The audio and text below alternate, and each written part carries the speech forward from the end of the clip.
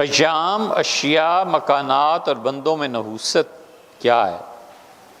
جمعے کے دن کو بابرکت خیال کیا جاتا ہے، کیا کوئی دن ایسا بھی ہے اسے منحوس خیال کرنا چاہیے؟ جیسے منگل کو بہت لوگ منحوس خیال کرتے ہیں۔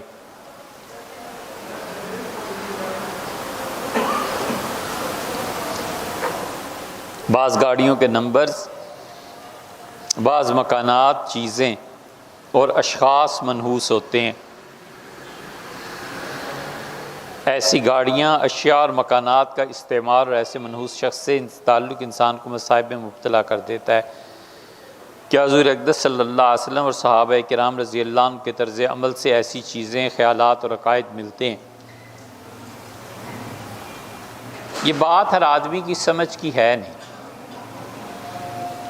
لوگ خام خواہ توہمات میں پڑ جاتے ہیں، لیکن اصل بات یہ ہے کہ ایسے ہوتا ہے۔ بعض اوقات ایسے ہوتے ہیں جن اوقات میں نحوست آتی ہے۔ حضور صلی اللہ علیہ وسلم نے فرمایا، اپنے گھر کی چیزوں کو رات کو سونے سے پہلے ڈھانپ کے رکھو، سارے سال میں ایک رات یا ایک دن ایسا آتا ہے جس میں بیماری آتی ہے اور وہ اس چیز کو چھو جاتی ہے، پھر تم بیمار ہو جاتے ہو، ایسی حدیث آئی۔ اسی طرح بعض بندوں میں ایسی چیزیں ہوتی ہیں کہ وہ کوئی نہ کوئی مشکل پیش آتی ہے۔ یہ اسماء الرجال کی کتابوں میں آتا ہے، کسی نے ایک سے پوچھا کہ تم سے جب بھی ملتا ہوں نا کوئی کوئی نقصان ضرور ہوتا ہے، آخر تم ہو کیا؟ اس نے کہا میری پیدائش ہوئی تھی جس دن حضور صلی اللہ علیہ وسلم کا انتقال ہوا تھا، پھر میرا دودھ چھڑایا گیا جس دن حضرت ابوبکر رضی اللہ عنہ کا انتقال ہوا، پھر میں بالغ ہوا جس دن امیر المومنین سیدنا عمر رضی اللہ عنہ شہید ہوئے، پھر میری شادی ہوئی اس دن جب عثمان رضی اللہ عنہ کی شہادت تھی، اور پہلے بچے کی ولادت سیدنا علی رضی اللہ عنہ کے زمانے میں ہوئی، تو کہو تو اور بھی سنا دوں؟ اس نے کہا بس کر، اب کافی ہے۔ یہ ہوتا ہے بعض لوگوں کے ساتھ، اللہ تعالیٰ محفوظ فرمائے اور حفاظت کرے۔ بعض لوگ اعمال ایسے کرتے ہیں جس کی وجہ سے خدا کی لعنت برستی ہے، تو نتیجہ یہ نکلتا ہے کہ اس انسان سے سلیم الطبع لوگوں کو وحشت ہوتی ہے، اس آدمی کو دیکھتے ہیں اور بغیر کسی وجہ کے اس آدمی سے وحشت پیدا ہوتی ہے کہ اس سے بھاگو، اس سے ہٹو، اس سے بچو۔ وہ جو لعنت والعیاذ باللہ، یہ بڑا سخت لفظ ہے، اس پہ پڑی ہوتی ہے نا، اس کے اثرات مرتب ہوتے ہیں۔ اسی طرح آپ نے جو جگہ کے متعلق لکھا ہے، جگہوں میں بھی نحوست ہوتی ہے۔ حضور صلی اللہ علیہ وسلم کے پاس مصنف عبد الرزاق میں آیا ہے کہ لوگ آئے اور انہوں نے عرض کیا، اللہ کے رسول ہم فلاں جگہ رہتے ہیں اور اپنے بھائیوں کی تعداد غالباً 11 بتائی کہ ہم اتنے بھائی تھے، اور جب سے یہاں آئے ہیں ایک ایک کر کے انتقال ہو گیا، تو رسول اللہ صلی اللہ علیہ وسلم نے وہ جگہ چھوڑ دینے کا حکم فرمایا تھا۔ آپ نے کہا اس جگہ میں برکت نہیں۔ اسی طرح انسان کے بعض اعمال ایسے ہوتے ہیں جو اسے برکت سے محروم کر دیتے ہیں۔ حضور اقدس صلی اللہ علیہ وسلم نے ان اعمال کی نشاندہی فرمائی۔ یہ جو لوگ جوا کھیلتے ہیں نا، لاٹری، اس مال میں نحوست ہوتی ہے، تو نتیجہ یہ نکلتا ہے کہ وہ مال جہاں جہاں ڈائریکٹ جاتا ہے وہاں وہاں اپنی نحوست کے اثرات چھوڑتا ہے۔ اسی لیے رسول اللہ صلی اللہ علیہ وسلم کہ من قال تعال قامرک، جو آدمی تمہارا دوست تمہیں اگر دعوت دے کہ آؤ یار لاٹری کھیلتے ہیں، آؤ جوا کھیلتے ہیں، فلیقل لا الہ الا اللہ، اسے چاہیے کہ لا الہ الا اللہ کہے۔ یعنی اتنا بڑا جرم اس نے کیا ہے کہ جیسے اس نے شرک کی دعوت دی ہے، کیونکہ مال میں برکت اللہ دیتا ہے، لاٹری اور جوئے کے مال میں برکت نہیں ہوتی، تو یہ اسے بلا رہا ہے کہ مال زیادہ ہوگا تو اسے چاہیے کہ لا الہ الا اللہ کہے، یعنی مطلب یہ کہ مال کی کمی بیشی میں دونوں اللہ کی طرف سے جانتا ہوں، میں جوا نہیں کھیلوں۔ ایسے ہی یہ شراب جو ہے نا، نفس شراب، یہ شراب کا کسی جگہ پہ ہونا نحوست کو پیدا کر دیتا ہے۔ اس لیے جن گھروں میں شراب رکھی جاتی ہے وہاں برکت نہیں رہتی، پیسہ ہوتا ہے، مال ہوتا ہے، لیکن برکت نہیں ہوتی، وہ پیسہ فضول چیزوں میں خرچ ہو جاتا ہے۔ دنوں کا جو آپ نے کہا تو منگل کے دن کو اس لیے بعض بزرگوں نے لکھا ہے کہ وہ ہندوؤں کے نزدیک متبرک ہے، اور اس میں بہت زیادہ ہندو عبادت کرتے تھے۔ کسی زمانے میں منگل کے دن کو، ہندوستان میں منگل کو ہی چھٹی ہوا کرتی تھی،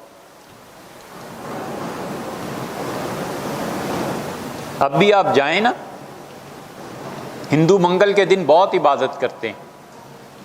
حضرت سید احمد شہید رحمۃ اللہ علیہ بنارس تشریف لے گئے تھے، اور بنارس جب حضرت اترے ہیں تو انہوں نے بس فضا کو دیکھا اور فرمایا اپنے خلفاء سے کہ کثرت سے لا الہ الا اللہ کا ذکر کرو۔ ان کا حضرت خیریت فرمایا ہاں اس شہر میں بتوں کی عبادت اتنی ہوئی ہے کہ ساری فضا خراب ہو گئی ہے، اللہ کا نام لینے والا کوئی نہیں رہا۔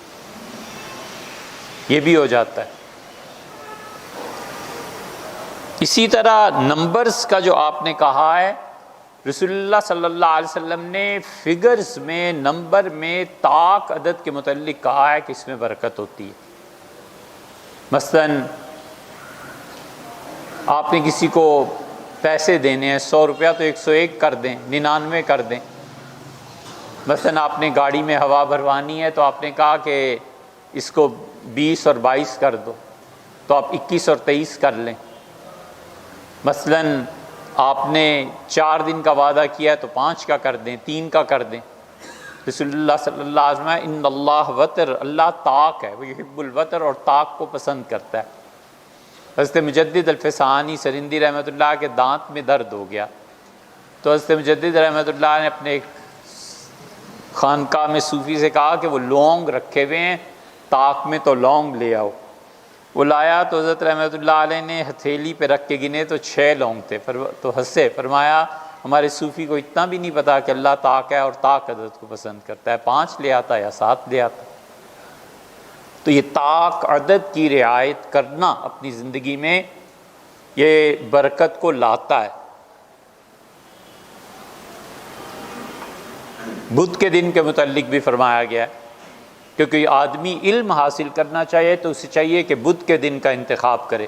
صاحب ہدایہ جو لکھی ہے، ہدایہ کی شروحات میں اس پہ بحث ہوئی ہے، اور خلاصہ اس کا یہ ہے کہ بدھ کا دن علم کے لیے مفید ہوتا ہے۔ بہت واقعات ایسے ہیں کہ برکات کن چیزوں کے ساتھ ہوتی ہیں۔ حضور اقدس صلی اللہ علیہ وسلم نے برکات کا بتایا ہے۔ نبی کریم صلی اللہ علیہ وسلم جس جگہ پر بیٹھے ہیں اور اب تک قائم ہیں اس میں برکتیں ہیں۔ غار حراء اگر اصل میں مل جائے کہ وہ کہاں ہے تو اس میں برکت ہے، کیونکہ رسول اللہ صلی اللہ علیہ وسلم وہاں تشریف فرما ہوئے ہیں۔ غار ثور جہاں رسول اللہ صلی اللہ علیہ وسلم بیٹھے ہیں اب تک موجود ہے، اس میں بھی برکتیں ہیں۔ اسی طرح حجر اسود، اس کو رسول اللہ صلی اللہ علیہ وسلم بوسہ دیا تھا، اس میں بھی برکتیں ہیں۔ چوتھی چیز جو باقی ہے رسول اللہ صلی اللہ علیہ وسلم کی چھوئی ہوئی یا ان کے جسم مبارک کا حصہ، وہ بال ہے، منہ مبارک میں برکت۔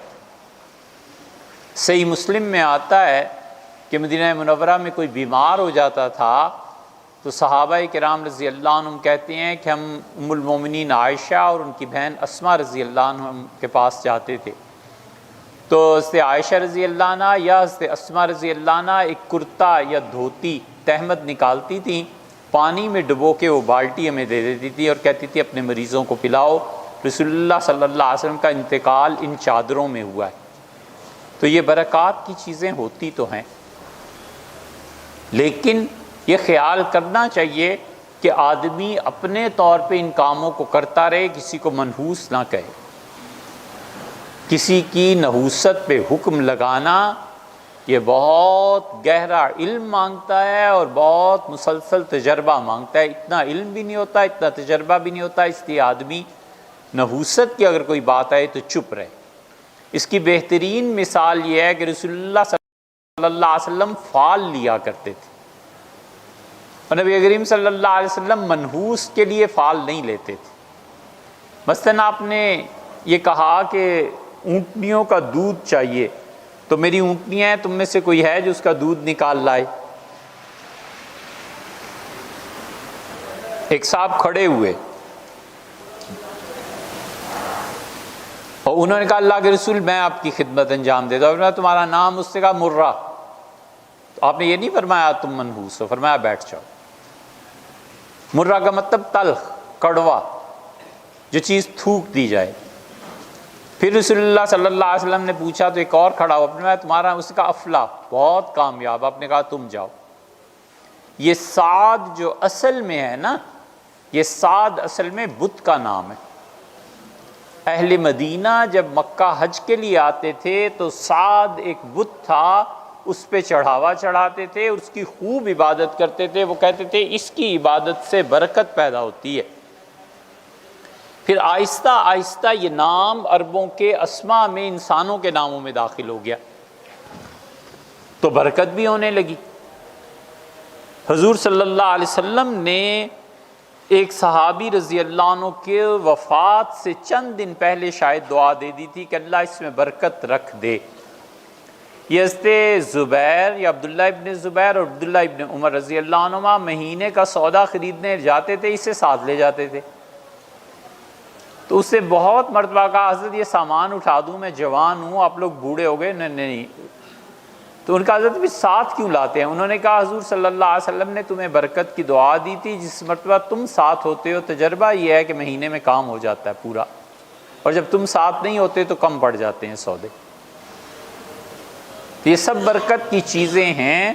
رسول اللہ صلی اللہ علیہ وسلم فرمایا، حضور صلی اللہ علیہ وسلم سے ایک مرتبہ حضرت ابو ہریرہ رضی اللہ عنہ نے شکایت کی تھی کہ اللہ کے رسول پوری نہیں ہوتی چیزیں. تو رسول اللہ صلی اللہ علیہ وسلم نے ایک کسی چیز میں کھجوریں ڈال کے حضرت ابو ہریرہ رضی اللہ عنہ کو دے دی تھی. فرمایا ابو ہریرہ اس سے کھجوریں نکالتے رہنا، کھاتے رہنا، مگر اسے کھولنا نہیں ہے، دیکھنا نہیں ہے. حضرت ابو ہریرہ رضی اللہ عنہ کہتے تھے حضرت عثمان رضی اللہ عنہ کی شہادت کے دن تک وہ چلتا رہا، اور شہادت کے دن ایسی افراتفری مچی، میں نے اسے کھول لیا، بس اس کے بعد وہ ختم ہو گئی. تو یہ چیزیں ہوتی ہیں. بعض بچے ایسے ہوتے ہیں، وہ پیدا جب ہوتے ہیں نا، اگلی پچھلی ساری کسریں پوری کر دیتے ہیں. ان کی ولادت اتنی بابرکت ہوتی ہے کہ خاندان سے فقر اٹھ جاتا ہے، فاقہ اٹھ جاتا ہے. اللہ نے ان کی مقدر اور نصیب میں ایسا لکھا ہوتا ہے. یہ چیزیں ہوتی ضرور ہیں، مگر اس کی بنیاد پر کسی کو منحوس کہنا یہ جائز ہی نہیں ہے سرے سے. حضور صلی اللہ علیہ وسلم ہمیشہ فال لیتے تھے، اور بہت فال لیتے، بہت زیادہ فال. یہ جو آپ دعا مانگتے ہیں، دعا کے آخر پہ ہاتھ کیوں پھیرتے ہیں منہ پہ؟ یہ فال ہی تو ہے کہ اس اعتقاد کے ساتھ کہ اللہ نے میرے ان دونوں ہاتھوں کو برکتوں سے، مہربانی اور رحمت سے بھر دیا ہے، جو میں نے مانگا تھا مل گیا ہے، اور چہرے پہ پھیر دیتے تھے. حضور صلی اللہ علیہ وسلم استسقاء کی نماز پڑھاتے تھے، اور نبی کریم صلی اللہ علیہ وسلم اپنی چادر کو پلٹ دیتے تھے، خطبہ دیتے تھے، اور خطبے کے دوران چادر کو اس طرح پلٹتے تھے کہ نیچے اوپر آ جائے، اوپر کا حصہ نیچے چلا جائے. یہ فعال لیتے تھے کہ اللہ جس طرح میں نے اپنی چادر کو پلٹا ہے، تیری رحمت اس قحط سالی کو خوشحالی میں پلٹ دے گی. اے پروردگار، یہ جو بارش نہیں ہو رہی، اس بارش کے نہ ہونے کو ہونے میں تبدیلی آ جائے گی.